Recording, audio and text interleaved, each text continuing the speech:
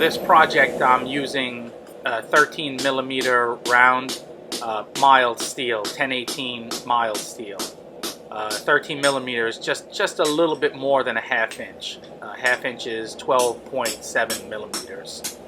And the length of this stock is 300 millimeters long, which is approximately 12 inches.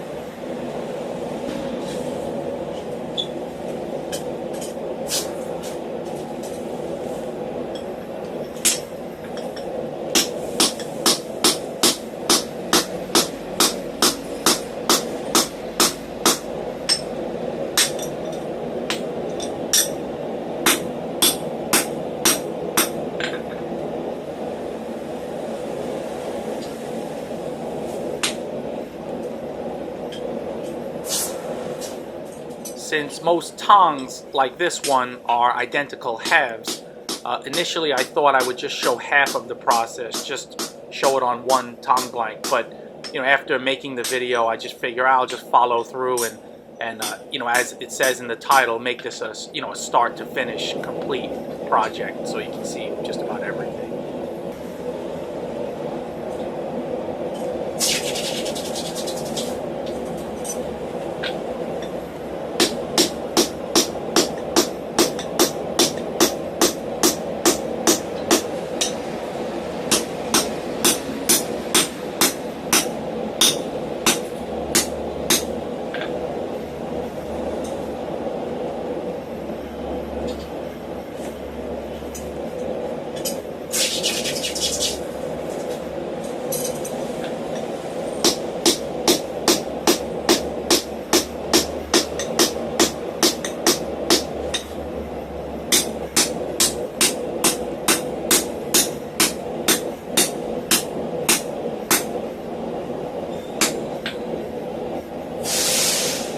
That sound wasn't me quenching anything or me passing gas or anything. It was just a big truck or a bus outside.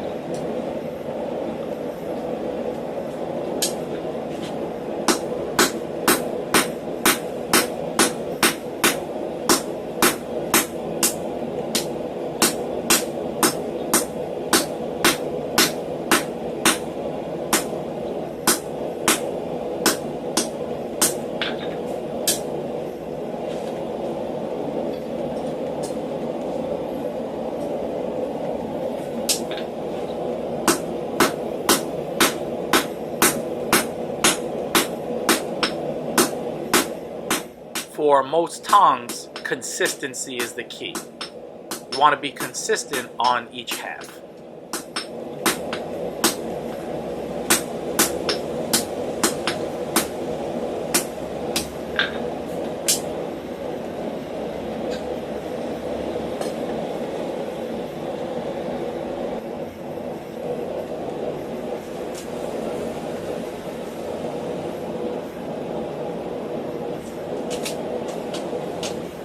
That mark measures about 1.25 inches into the anvil.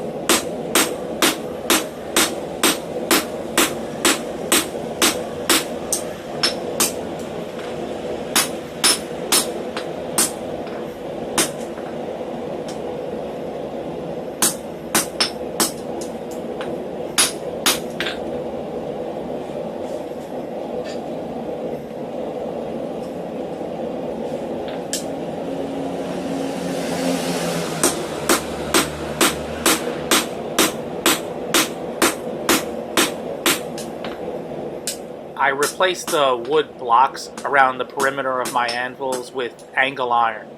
And this is the first time I'm using it like this, and I really like it. I've offset the anvils a little bit more, put the smaller one towards me, towards the front a little bit more.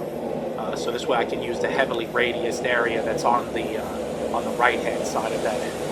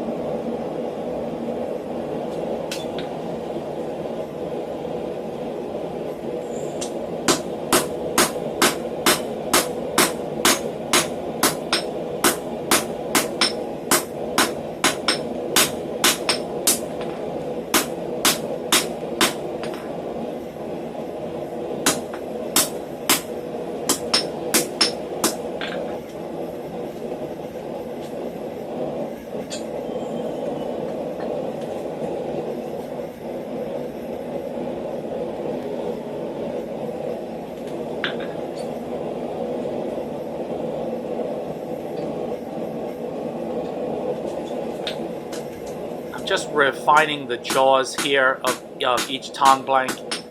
In this step, this is a flat pair of tongs, by the way, just simple flat pair. But in this step, you don't want to thin out the area that's right in front of the boss for the pivot, where the rivet will be, where the tong jaw begins and where the pivot area ends. That area is crucial. You don't want to thin it out too much. So you might want to use angled blows, working from the very front end and back. It's hard to tell, but my hammer is angled a bit, and I'm working mainly just the end, the very end of the jaw. Try to leave as much material on that area that, like I said, where the boss for the pivot meets the tong jaw.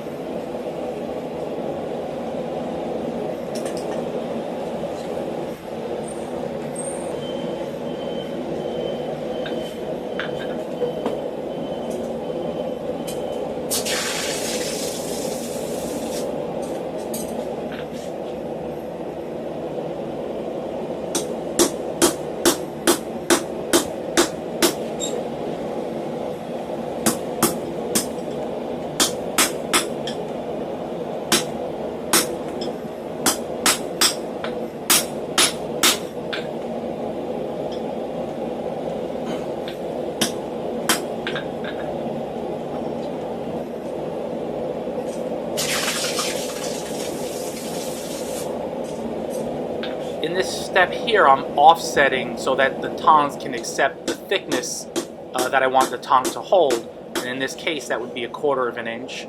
So I'm holding it right side up, and when I work it on the small anvil, you have to make sure to keep your hammer close to the edge of the anvil, but not right on it. You have to be off just a little bit, otherwise it'll pinch it too much in that area and thin it more than necessary. And I actually did thin it a little bit too much, though it's fine for this pair of tongs, but it's a little thinner than I would have liked.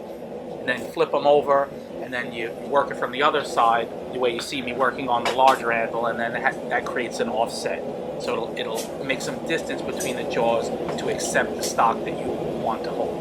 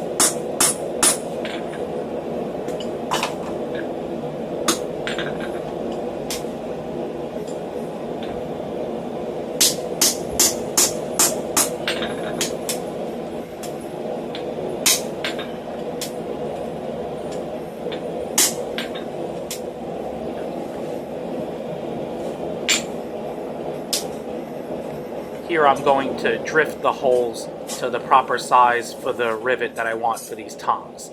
And I like to use this backing up block because it allows, you can notice how the jaw offset is able to hang over the edge of this because the hole is towards the edge. If I was trying to use my anvil for maybe the pritchel hole, I wouldn't have anywhere to put that part, and it would make it deform if I tried to put it, you know, face down on my anvil face and then drift it. Also, that punch. This punch, it works very well as a drift because it's tapered. So depending on the size of hole you want to make, you know, these style punches that I offer, they can also function as drifts. Just depends on the size you want. And for this, you know, for tong blanks here, this works really well.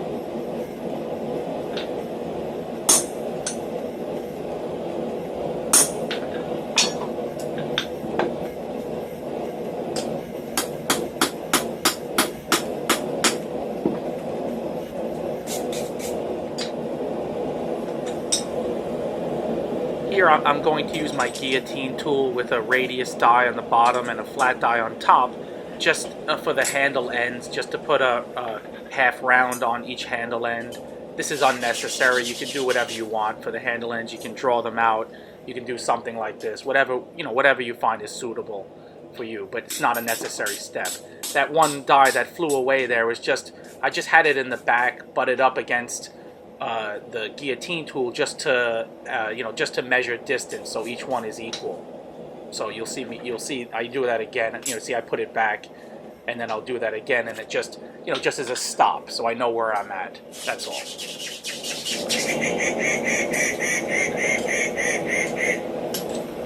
One of the birds making a cameo appearance.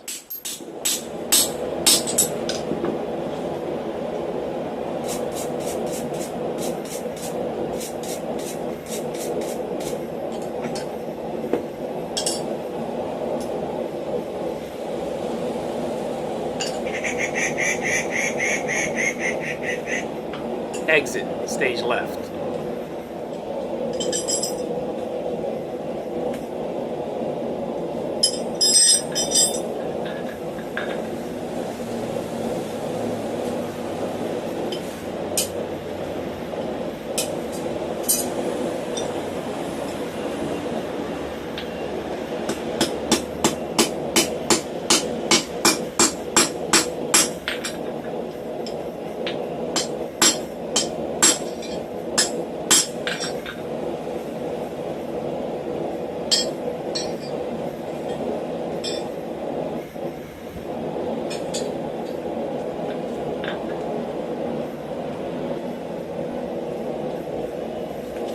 just ignore me here. This is the time of day where my mind goes out of space and time. Just having a little fun.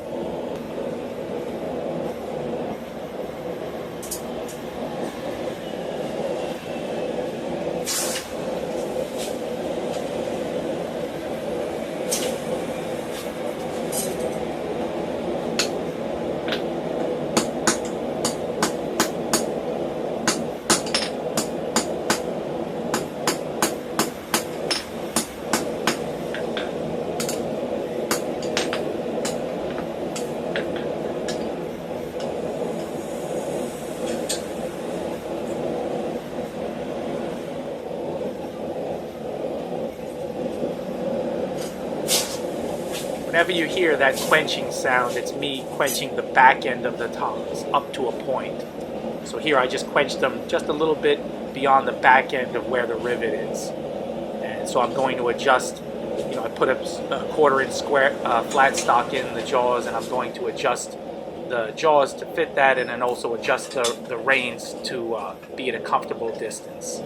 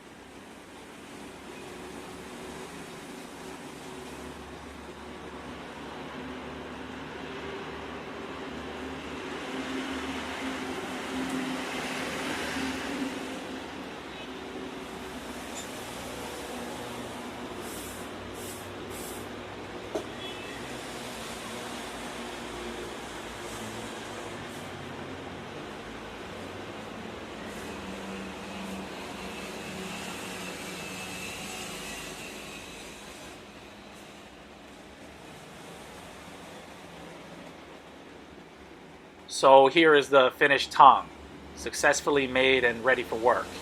If you've enjoyed this, hit like and subscribe for similar content. And if you're able to donate even $1 or $2, please do so, and I'll give you a shout out in a future video. Thanks for watching.